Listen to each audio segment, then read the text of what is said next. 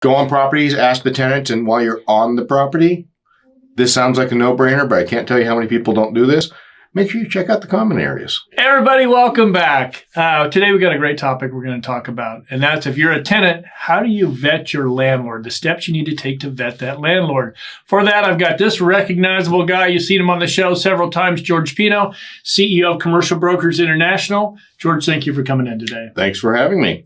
You know, I think it's a hot topic right now because I think there's a lot of, you're seeing it in commercial, multifamily, across the board, or even industrial, where tenants are going in and they're finding out their landlord is in, they're starting to go into bankruptcy or something like that. So I think it's a key talking point that we need to inform our viewers about. Absolutely. And I think, personally, I think that's just one of the areas that you really want to look at for your landlord. Right. And, we are talking about tough times right now. So there are some issues with some landlords, even on the residential side and commercial side. Mm-hmm. So, the commercial has a little bit more protections in a foreclosure. You have what they call SNDA. So you're going to want to make sure you have an SNDA attached to the lease, which is a subordination non-disturbance agreement, essentially agreeing that as long as the tenant is paying rent on time and not violating the lease, then the bank, if they foreclose, cannot evict them.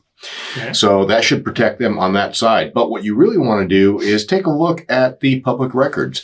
Have your agent that you're working with run the public records to see if there's anything that's been filed, like a notice of default or things along those lines.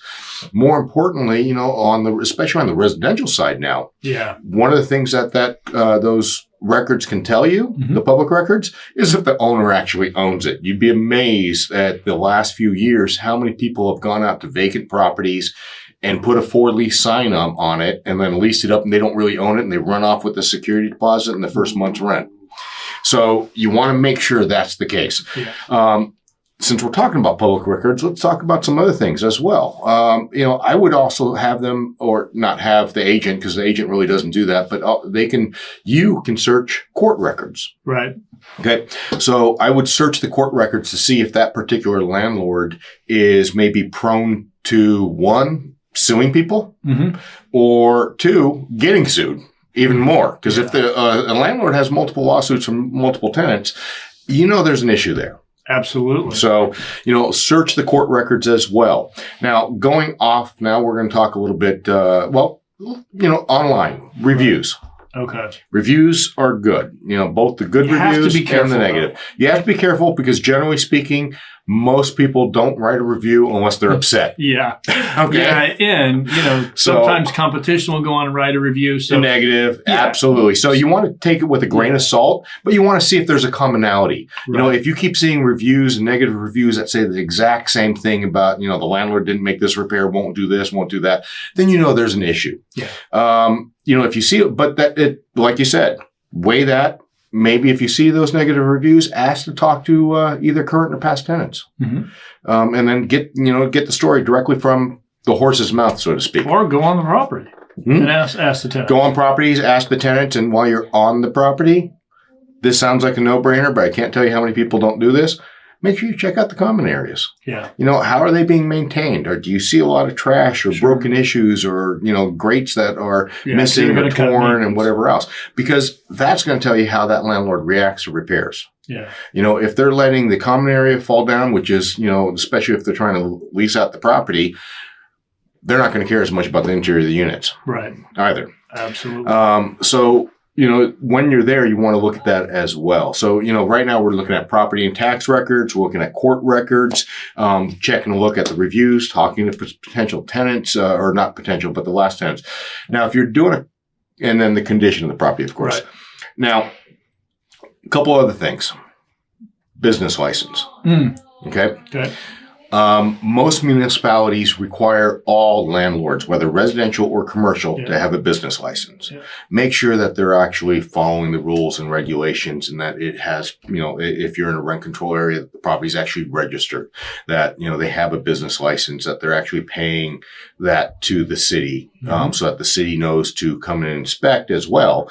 There are municipalities where, like for instance, in Los Angeles, LA Housing Authority inspects all residential properties at least once every 2 years, or they're supposed to. And they look for deficiencies that they can get the landlord to repair. Yep. So, want to make sure that everything is there, but also on a commercial lease. Make sure that the landlord that's named in the lease actually owns the property on title. Right. So you'd be surprised how many times that may be changed a little bit, so that's again going back to the public records, right. Making sure, because there's different types of LLCs and holdings and methodology. Same goes for the residential side. If the landlord put the properties in an LLC, you should be leasing with the LLC, not with the landlord. Right. You want to lease with the person that's on title to protect your interests. Yeah, but how do you, and this leads me to, if you guys have questions, just go down in the comments and you can put your questions there and we'll get back to you on them. But searching an LLC versus searching an owner, obviously a lot of people put for every property, there's a new LLC. The smart ones do. Yes, exactly. Yeah, keep that in mind. How do I do the research for all this? So most states have a free website that you can just go in and you type in the name of the LLC. Yep. And then it'll tell you if they're in good standing and if they can legally contract. Right. Okay. And that's actually very important because, if they're not in good standing with the state, technically they cannot contract anything, including a lease with you. And it could be an invalid lease at that point if they do it and they're not in good standing. Yeah. That's an LLC, a corporation, any kind of business entity. So you want to make sure that that they are in good standing. Okay. Also, and that means that they've been paying their taxes, they've been paying their franchise tax board payments, they've been filing the appropriate names. Now, also, those websites allow you to kind of break that LLC umbrella in the sense of finding out who actually is the person that you're talking, especially if it's a mom and pop. Yeah, sometimes it's hard, but yeah. It's hard sometimes, absolutely, because sometimes you get multiple levels of LLCs, but typically there's a managing member that has to be named somewhere. Mm-hmm. And that person is the one who's legally can contract. So you want to make sure who's signing is also legally able to do so. What systems do you use to search that?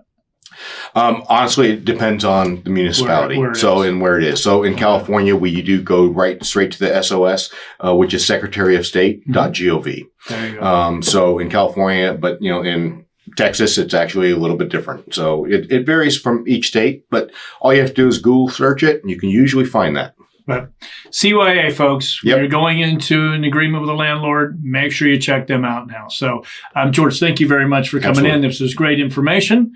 For those of you watching, again, make sure if you have any questions, just put them down below. We'll get back to you. And then if you haven't done so, make sure you give us a like and also subscribe. Thank you.